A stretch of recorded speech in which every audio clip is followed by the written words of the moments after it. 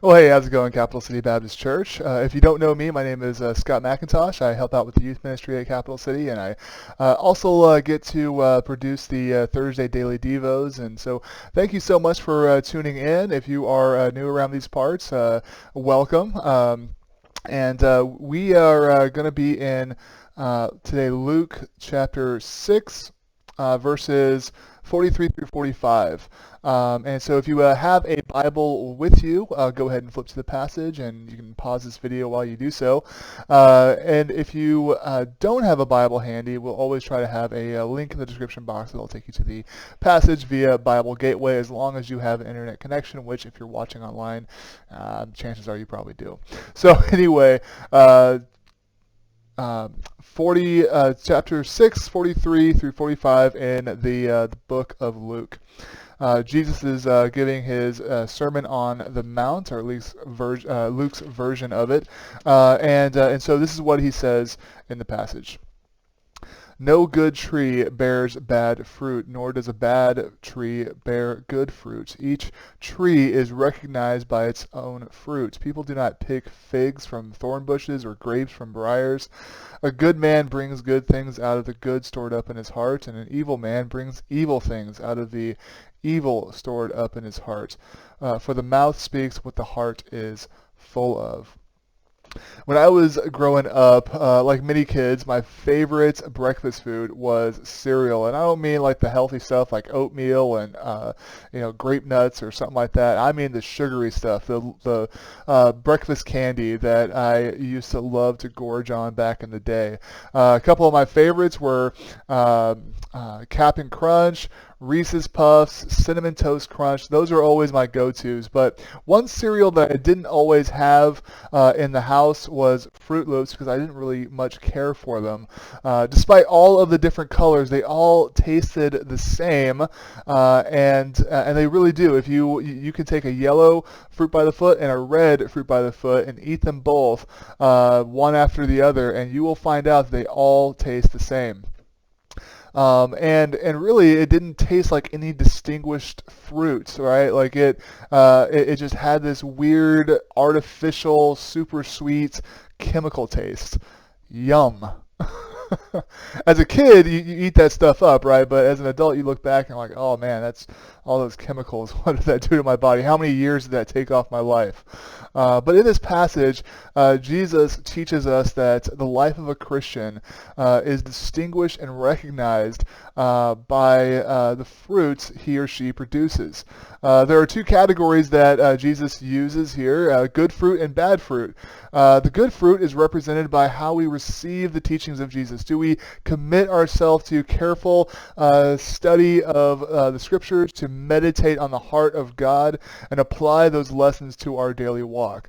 Or do we simply come to Jesus for what he can give us, a get-out-of-hell-free card, material blessings, cultural identity, earthly power, or maybe just a place to belong, or maybe just we go to church because we've always gone to church and we grew up in the church and we'll die in church. But there's no actual relationship with Jesus. Jesus tells us that the way that we speak and the way that we act is a good indicator of the state of our heart. He says that from the mouth, it says that the mouth speaks from what the heart is full of.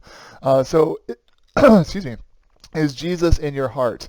Then I suspect that you will be encouraging, uplifting. You will be committed to truth even when it's not in your best interest. And your words will be full of love, full of grace, full of patience. And you will commit yourself to doing good work and seeking the flourishing of those around you and blessing others around you. Is your heart full of toxicity and negativity? Then chances are you will never have anything good to say. You will constantly complain, gossip, slander, lie, cause dissension, and work to tear down rather than to build up. And your life will be marked by immorality and a life of sin, no matter how much you try to hide it. There's a good chance, if that is the case, if your heart's full of toxicity, that Jesus probably is not in your heart as well, because Jesus does not share the same space with darkness.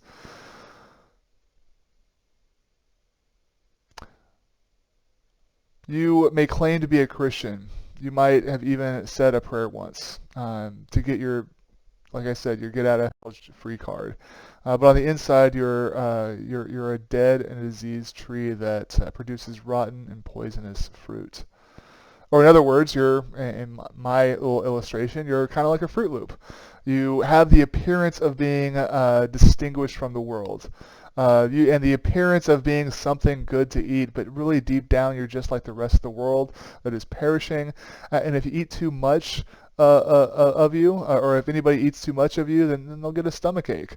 And worst case scenario, diabetes. So let me be clear. Our salvation has nothing to do with what we have done or can do, but it's everything to do with only Jesus could have done, which is live a perfect and blameless life and lay down his life in our place. Scripture teaches the wages of sin is death. And Jesus took those wages, took that penalty upon himself so that we could be free, that we could be saved, that we could be restored to God. It is not the work of our hands that makes us saved, but it's the work of our hands that are the evidence of our salvation.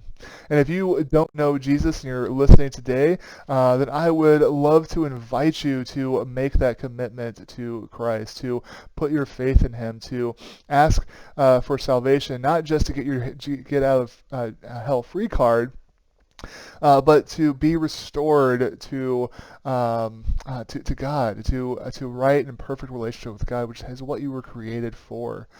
Well, and if you have any questions on how to do that, please contact the church. There'll be a link in the description, and you'll be able to contact us. If you're in the Elk Grove, Sacramento area, come to Capital City Baptist Church. You can look us up online. You can find our address and our contact info, and we'd love to meet you. And if you happen to see me, come up to me and say, "Hey, I saw you on the internet," and it'll make me feel famous. I'm just kidding. But it would be great to meet you. I would.